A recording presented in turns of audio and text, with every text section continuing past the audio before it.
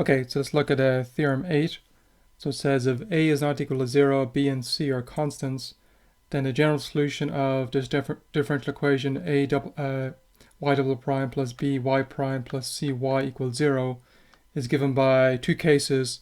First case is the general solution is given by c1 e to the m1x plus c2 e to the m2x. That's when m1 is not equal to m2. And the second case is the general solution is given by c1 e to the m1x plus c2x e to the m1x. That's if m1 equals m2, where the m1 and m2 are these solutions given by these quadratic formula determined by a, b, and c here, where we'll say m1 is the plus 1 and m2 is the minus 1. Okay, so if m1 equals m2 would mean that the discriminant part, so the b squared minus 4ac is 0 in that case. So let's look at the proof of this. Let's look at the proof of case 1 first. So let's do that.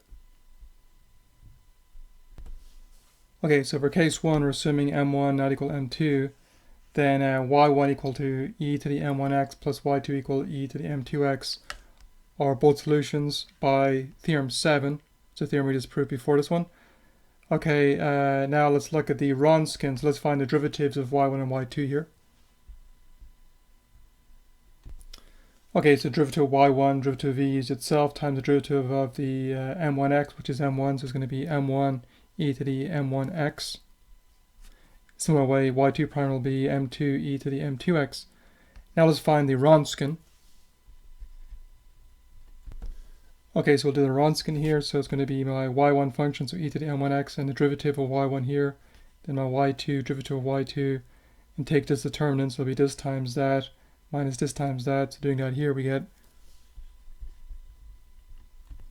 okay, so computing the Wronskian, it's going to be, so determinant here will be m2 times e to the m1 plus m2x, minus this times that will be m1 e to the m1 plus m2x, factor the e guy out, then we have m2 minus m1 times the e.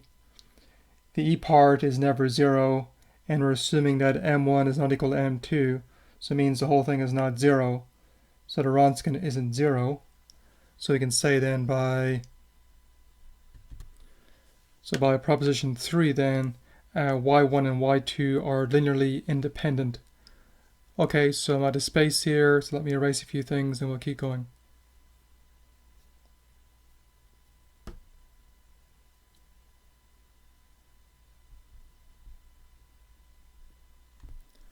Okay, so summarizing what we have that y1 equal to e to the m1x plus y2 equal e to the m2x are two linearly independent solutions of a differential equation.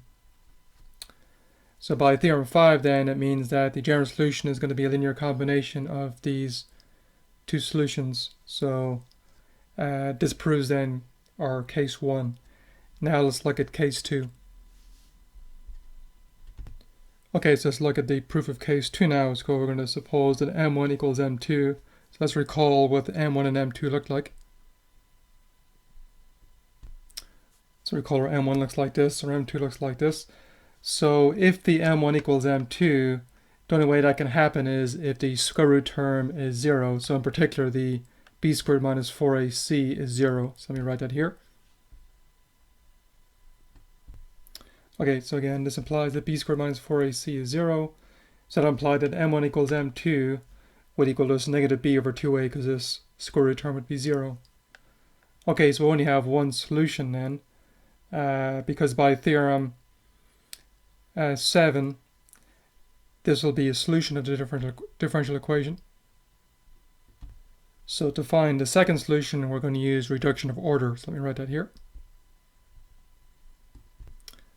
So let's use reduction of order, Theorem 6, to find the second solution with our y1 equaling e to the m1x, and m1 we just said was equal to negative b over 2a in our case, so it'll be negative bx over 2a.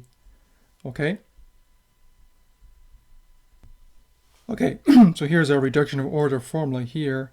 So here's how we find our second solution, knowing 1. where the p here is the coefficient in front of the y prime when the coefficient in front of the y double prime is 1. So here's our differential equation here. We have to divide everything by a. So it looks like our p is going to be b over a. Okay, we can plug that in place of p over here then. Okay, so I'm out of space, so let me erase a few things and we'll keep going.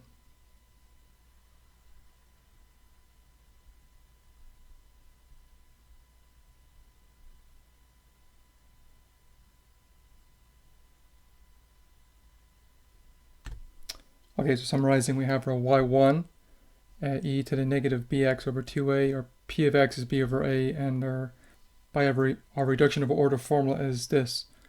So let's plug into our reduction of order formula here. So doing that, we get then.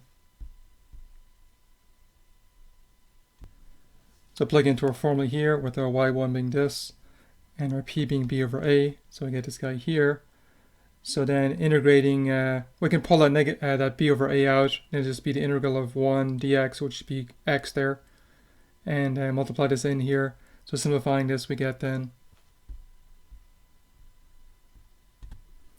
Okay, so simplifying, multiplying this 2 in there, let's become e to the bx over a, and integrating this guy, let's become e to the minus bx over a.